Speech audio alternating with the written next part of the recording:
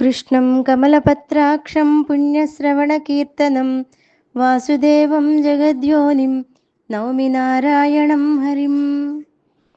అధ్యేష్యతే చ యయిమం ధర్మ్యం సంవాదమావయోః జ్ఞానయజ్ఞేన తేనాహం ఇష్టస్యామితి మే మతిః.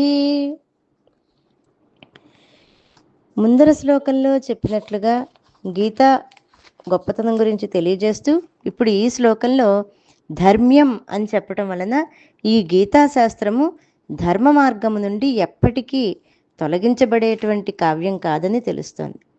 ధర్మక్షేత్ర అని ధర్మశబ్దంతో గీత ప్రారంభం అవటం ఈ సందర్భంలో మనం గమనించవలసిన విషయం. జ్ఞానయజ్ఞేన అంటే ఈ గీతా గ్రంథాన్ని ఎవరైతే అధ్యయనం చేస్తారో అతడు జ్ఞానయజ్ఞము చేత భగవంతుని పూజించిన వాడు అవుతున్నాడు. కాబట్టి ఈ గ్రంథం యొక్క కేవలము పారాయణము కూడా గొప్ప ఫలితాన్ని ఇస్తుంది అని తెలుస్తుంది. అయితే భక్తితో కూడి చేసినట్లయితే ఇంకా గొప్ప ఫలితాన్ని ఇస్తుంది. అర్థము తెలుసుకుని అధ్యయనం చేస్తే ఇంకా గొప్ప మేలు జరుగుతుంది.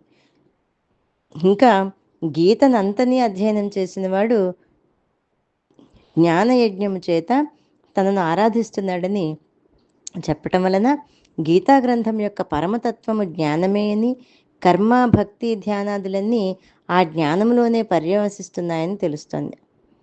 అంటే అవి జ్ఞానోత్పత్తికి సహాయభూతాలుగా ఉంటాయని తెలుస్తుంది. ఆ విధంగా కాకపోతే గీతా గ్రంథాధ్యయనం అంతా జ్ఞానయజ్ఞమే అని ఇక్కడ ఎందుకు చెప్తారు? కనుక తక్కిన కర్మ భక్త్యాదులన్నింటినీ సహాయంగా చేసుకుని జ్ఞానమును ఎక్కువగా అభ్యసించి జ్ఞానరూప యజ్ఞము చేత భగవత్ సాక్షాత్కారం పొందాలి. ఫలపుష్పాదులచే భగవంతుని పూజించడం సామాన్య పూజ, జ్ఞానయజ్ఞము చేతని పూజించడం పరాపూజ.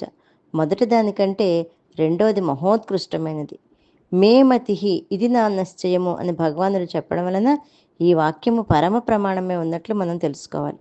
ఎలా అంటే సాక్షాత్తు భగవానుడే ఇది నా స్థిర నిశ్చయము అని చెప్పడం వలన ఈ గీత యొక్క గొప్పతనం తెలుస్తుంది.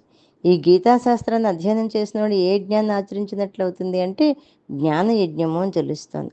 శ్రద్ధతో గీతా గ్రంథాన్ని వినినవాడు కూడా గొప్ప పుణ్యాన్ని పొందుతాడు అని తెలియజేయబడుతుంది. జై గురుదత్త.